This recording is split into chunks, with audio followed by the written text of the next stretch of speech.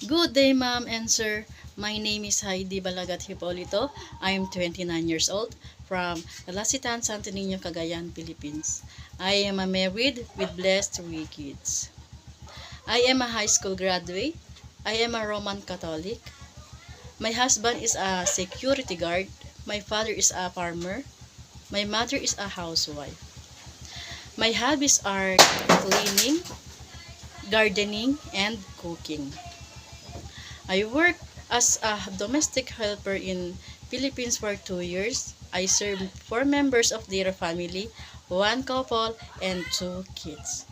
I work also as a domestic helper in Kuwait for 2 years. I serve 4 members of their family, 1 couple, and 2 kids.